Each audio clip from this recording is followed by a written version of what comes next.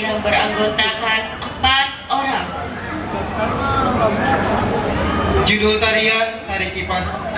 Produksi Sanggar Seni Sangkara. Koreografi Nadia Apna Larita. Penari Erika Iin Julianti Putri. Tari Kipas ini menceritakan kehidupan di masa remaja yang sedang mencari jati dirinya. Di dalam Tari Kipas ini menceritakan perjalanan kehidupan remaja.